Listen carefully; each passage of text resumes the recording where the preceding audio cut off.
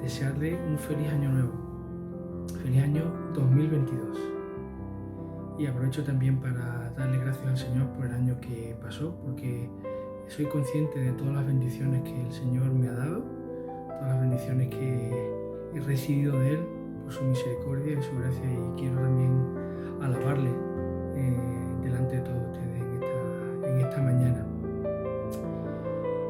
Nos gusta a todos las comparaciones, ¿verdad? Siempre nos manejamos y nos movemos por comparaciones, y es más habitual de lo que pensamos en nuestro día a día. De hecho, el método de comparación se utiliza mucho en la educación, y la palabra del Señor está llena de ejemplos de comparaciones. La Biblia, desde el Antiguo Testamento hasta el Nuevo Testamento, utiliza la comparación como ejemplo, como modelo para enseñarnos, y Dios mismo la utiliza para que le conozcamos a Él y para que entendamos mejor algunas ideas acerca de Él. Jesús mismo lo utilizó, y sus parábolas son un ejemplo claro de comparaciones. Por ejemplo, la parábola del buen sembrador, cuando compara el corazón de las personas que oyen la palabra de Dios con diferentes tipos de tierra. Pero Jesús mismo también utilizó y hizo referencia a las comparaciones en aquel momento en que se hizo esta pregunta: ¿a qué compararé el reino de los cielos? Y él mismo utilizó dos comparaciones. Lo comparó, el reino de Dios, lo comparó con un grano de mostaza, y también lo comparó con la levadura. A lo largo de toda la Biblia podemos ver ejemplos de comparaciones. Les invito a leer en el Salmo 18, versículos 1 al 6, que dice lo siguiente: Te amo, Jehová, fortaleza mía. Jehová, roca mía y castillo mío, y mi libertador. Dios mío, fortaleza mía, en Él confiaré. Mi escudo y la fuerza de mi salvación, mi alto refugio. Invocaré a Jehová, quien es digno de ser alabado, y seré salvo de mis enemigos. Me rodearon ligaduras de muerte, y torrentes de peligrosidad me atemorizaron. Ligaduras del Seol me rodearon, me tendieron lazos de muerte.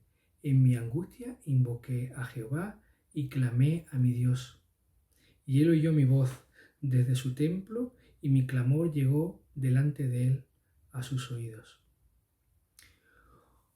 ¿Cuál es la comparación que hace el salmista, que es David, en este salmo? La más llamativa es la de castillo, ¿verdad?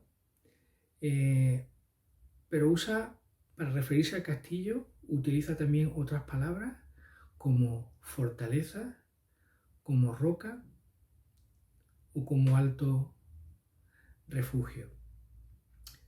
Para poder entender las comparaciones, tenemos que conocer el objeto que vamos a utilizar para la comparación.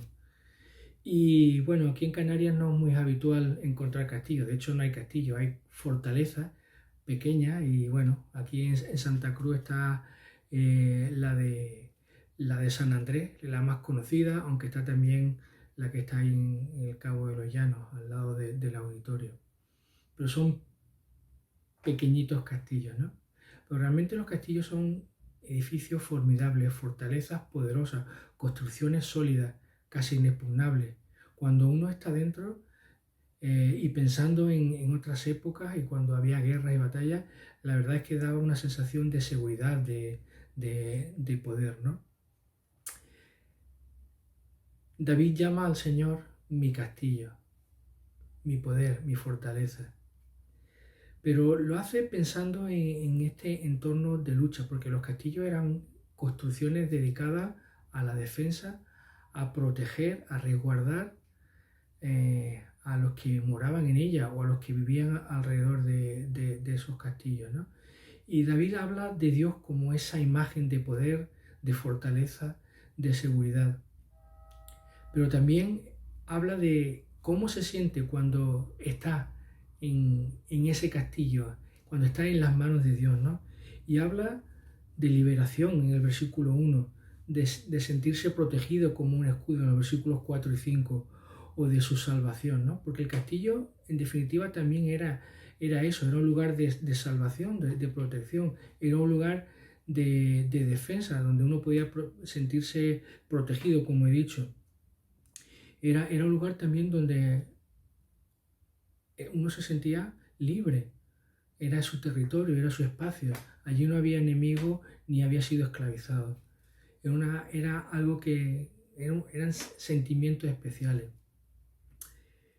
Y tiene que ver con los peligros de esos momentos. Cuando había guerra, cuando había batalla, había enemigos, gente dispuesta a hacer el mal, la violencia, a matar, a llevar la muerte y la perversidad que había en ese momento para esos espacios, para ese territorio, ¿no? Así que los que estaban dentro de los castillos se sentían a salvo de todos esos peligros, de todos esos enemigos, de toda esa muerte, de toda esa angustia.